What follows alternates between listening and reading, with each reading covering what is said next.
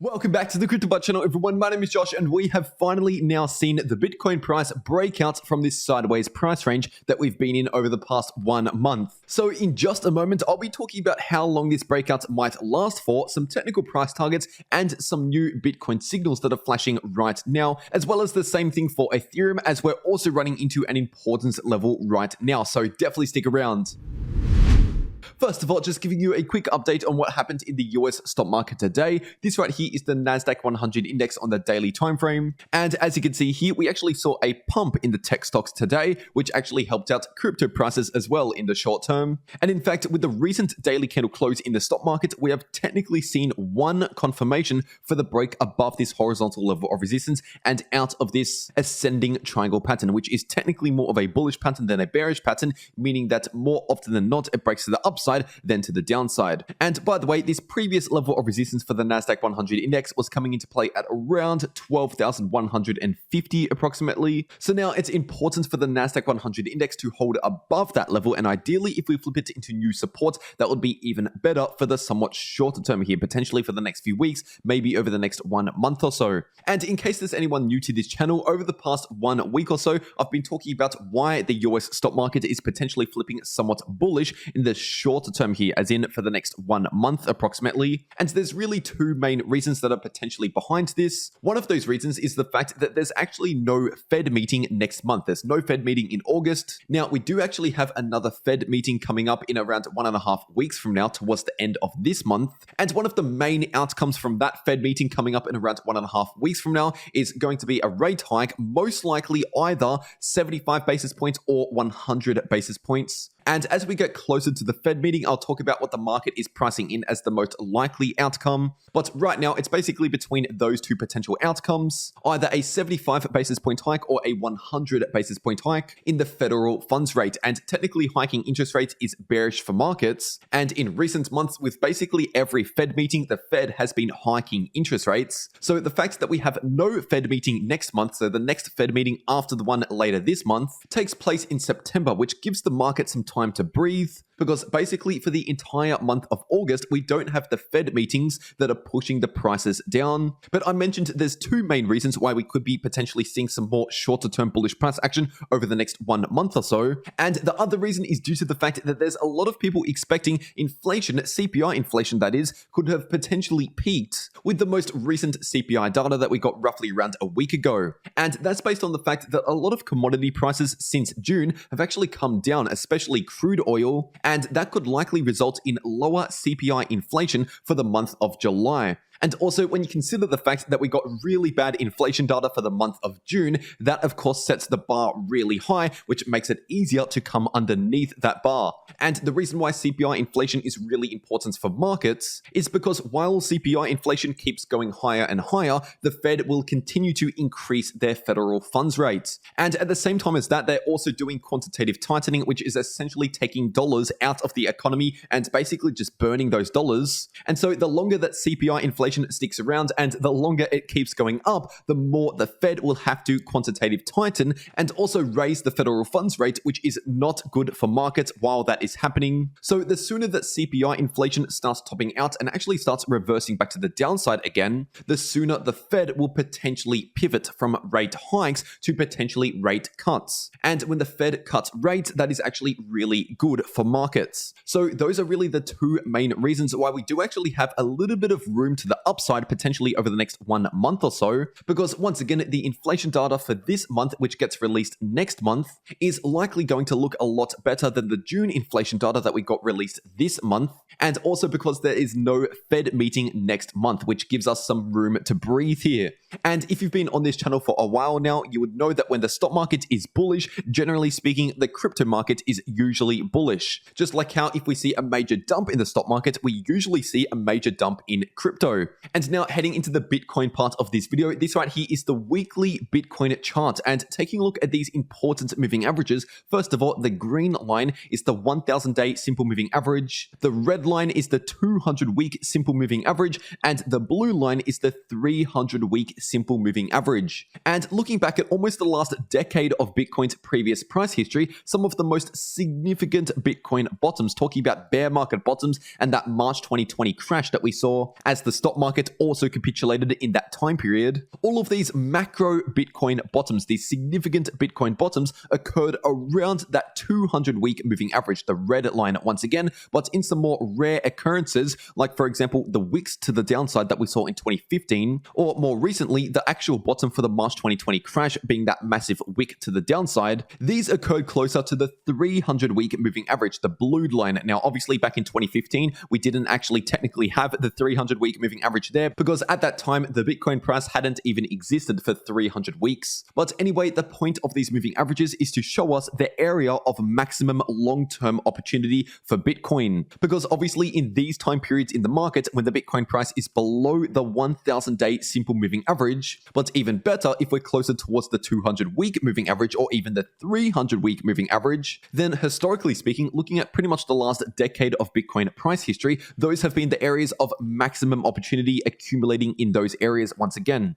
And already so far, anyone who was dollar cost averaging into Bitcoin below the 200-week moving average, which is currently coming into play at around 22,000, those people would currently be sitting in profits. But once again, historically speaking, really anything below the 1,000-day moving average is historically still considered pretty cheap for Bitcoin for someone who might be holding for the long term, as in years from now. Now, it's important to mention that this is not financial advice because legally I'm not a financial advisor. And as well as that, it is important to remember that this is a long-term Bitcoin chart, which means this does not tell us what the price is going to be in a few days, a few weeks, or even a few months. This is really talking about potentially the years to come. And at the same time as looking at these important moving averages to help determine the areas of maximum opportunity, we can also look at the weekly Bitcoin RSI, because anytime the weekly Bitcoin RSI enters into oversold territories, historically speaking, even this time around so far, this has proven to be an amazing buy signal. And if you zoom in a little bit on this chart right here, we can see that the Bitcoin price is currently breaking above the 200-week moving average, which is once again sitting at around 22,000, more specifically at around 22.7k. And it would actually be a bullish sign to see a weekly candle close back above that 200-week moving average, which we haven't yet seen at the time of recording this video. In fact, the next weekly candle close is in roughly around 5 days from now. So that is just a potential signal to look out for in the future, but a signal that we're seeing right now on the daily Bitcoin chart is the expansion in this Bollinger Bands indicator. That is right, we are finally exiting that squeeze phase in this indicator, which means obviously we're seeing that volatile move play out. And once again, if you've been keeping up to date with my recent videos on this channel over the past 1 week or so, since this area right around here, I've been talking about this squeeze in the Bollinger Bands, saying how it's very likely we're due to see an extremely volatile move coming sometime soon, something the size of potentially this or this, for example. And these previous volatile moves were obviously both bearish moves, the first one being around 36 to 37% to the downside, and the second one being around 44% to the downside. But so far, this volatile move to the upside is already around a 24 to 25% move to the upside, which means going off a potential 30 or 40% move, there could actually be a little bit more room to the upside here when it comes to this volatile move that we're seeing predicted by the Bollinger Bands indicator. And now, obviously, if you've been keeping up to date with my recent videos, you would know that the Bollinger Bands indicator by itself doesn't actually predict the direction of the volatile move, unfortunately. So I've been saying over the past 1 week that in order to determine the direction of the volatile move, I'll be looking towards resistance and support levels, because the moment we break above resistance or below support, that is likely the direction that we are taking for the next volatile move. And if you're looking at this daily Bitcoin chart, you can see here that we have now seen one daily candle close above this horizontal line of resistance, sitting at around $22,000. And at the same time, the daily Bitcoin RSI is definitely breaking into the top half of the RSI band, which is very similar to what we saw in the first quarter of this year, which once again, I've been talking about for a few weeks now. And so basically, when it comes to this shorter term time period on the daily Bitcoin charts, technically speaking, Bitcoin is simply looking more bullish than bearish, just like what we were seeing back in the first quarter of this year. But keep in mind, these two time periods, so far at least, have both been within a technical downtrend on the larger time frames. Technically speaking, we haven't actually confirmed any significant higher lows or higher highs on the larger time frames, such as the 3-day chart or the weekly chart, for example. Technically, we are still forming lower highs and lower lows at the time of recording this video. But even during a larger downtrend, we still experience time periods where we have more bullish price action than bearish price action in a somewhat shorter term time period within the larger downtrend, which is basically basically what we're seeing at the moment. And like I was saying for the stock market, based on the Fed meetings and inflation, we could potentially be in this somewhat intermediary bullish phase in the market for potentially the next month, over the month of August. But with that being said, it is important to remain level-headed in this market, even though we are experiencing shorter-term bullish price action, because I'm already starting to see a lot of people, especially over on Twitter, already call for the immediate reversal back into a bull market. But it is important to understand that even in the best case scenario, where potentially, let's just say in the best case scenario, that the bear market has actually bottomed out, even in that case, there's actually quite a lot of time between the bottom of a Bitcoin bear market and the full force of the next bull market. Because basically in all of the previous Bitcoin bull markets, all of the biggest gains and the all-time high breakouts occurred after we saw the next halving. Now, obviously, we do see some bullish price action between the bear market bottom and the halving, but historically speaking, we've never actually broken above the previous all-time high until after the halving. For example, back in 2016, right around here, we saw the 2016 Bitcoin halving, and then it wasn't until early 2017 that we actually broke above the previous Bitcoin all-time high. And we saw a very similar thing in the most recent bull-bear cycle, where the Bitcoin halving was in May 2020, right around here, and in between the bottom of the 2018 bear market and the Bitcoin halving in 2020, we obviously experienced a decent amount of bullish price action, but the biggest bullish move actually occurred just after the Bitcoin halving in late 2020, entering into early 2021. And if you're wondering when the next Bitcoin halving takes place, that is actually in early 2024, so less than 2 years from now, which means based on everything that we have seen in Bitcoin's entire price history around the Bitcoin halvings, it's unlikely, in fact, it's very unlikely that the Bitcoin price will break above the all-time high until at least after the 2024 halving. But once again, between the bear market bottom and the Bitcoin halving, we can still experience some bullish price action, so just keep that in mind. The biggest gains don't actually come until after the halving. And now zooming into the 12-hour Bitcoin chart, and as we can see here, we basically have a perfect breakout to the upside. Not only did we see multiple 12-hour candle closes, a daily candle close, we also saw a perfect retest of this previous level of resistance and confirmed it as new support with a successful bounce. So we got all of the confirmations that we were looking for a breakout to the upside, and immediately after we got those confirmations, we saw an immediate explosion in the Bitcoin price of around $1,500 to $2,000 to the upside. And as for one of the first technical price targets to the upside for Bitcoin, that will be coming in at around $25,000 per Bitcoin based on this Bitcoin pattern, but we also have a lot of confluence around 25K. For example, if we bring out our Fibonacci extensions, we have the golden ratio, the 1618 Fibonacci level, coming in at almost exactly $25,000 per Bitcoin. And not only that, but if we zoom back out to the daily time frame, that massive capitulation bottom that we saw back in May was sitting at around $25,000 per Bitcoin.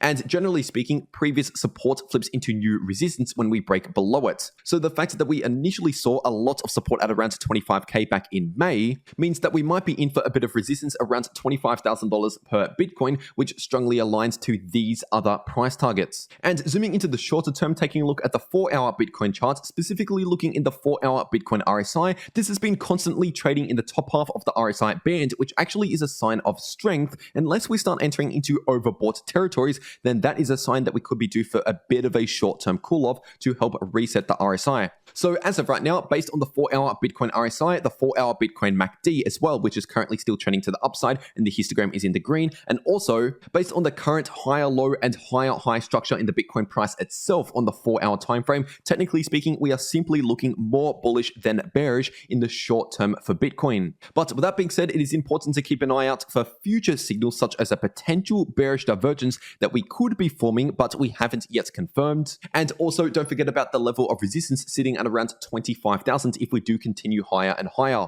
But anyway, getting into the Ethereum part of this video, this right here is the daily Ethereum chart, looking at the Bollinger Bands indicator, which is obviously in that expansion phase after the squeeze phase. And once again, this should be nothing new for the subscribers out there. I've been covering this before this volatile move even started, saying that very soon we're about to see a volatile move just around the corner. And obviously, the moment Ethereum broke above that 1270 to 1280 level of resistance just a few days ago, that was when we confirmed the direction of this volatile move that we're seeing right now. And while we're on the daily Ethereum chart, bringing out the 1000-day simple moving average, which is currently coming into play at around 1630 approximately. And in the immediate short term, as of recording this video, this is currently acting as a level of resistance. So just keep that in mind moving forward. But once again, if you've been watching my recent videos, videos, you would know that I've been targeting around 1,700 ever since we saw that breakout above around 1270 to 1280 based on this ascending triangle pattern. But on top of that technical price target for this previous Ethereum price pattern, we can also see more confluence at around 1,700 based on the fact that we previously found a lot of support at around 1,700. And once again, usually a significant support level when we break below it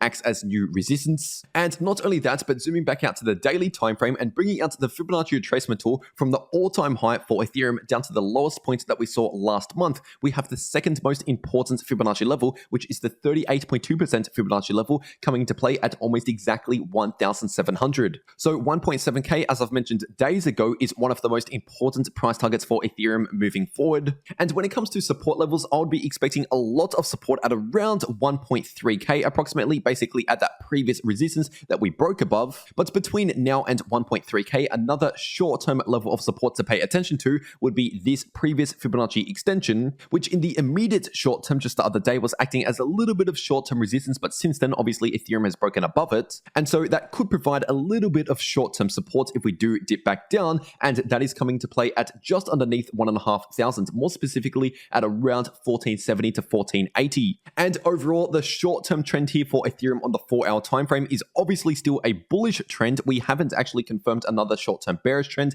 as of recording this video, but with that being said, just keep an eye on what the 4-hour Ethereum RSI is doing, because if we're spending too much time in overbought territories, then realistically that might not be too sustainable in the immediate short term, and we could be due for a little bit more of a cool off. And also at the same time, look out for a potential bearish divergence if we see lower highs in the RSI but higher highs in the price action. That could be a bearish signal, but as of recording this video, that hasn't actually confirmed. And if you want to maximize your profits in crypto, check out one of these videos popping up right here on your screen. The video in the top left shows you how to make money if the price is going up or down, and the video in the bottom left shows you how to make money in a choppy sideways price range. But anyway, that's everything that I have to say for today. I really hope you enjoyed, and I'll see you all in the next video.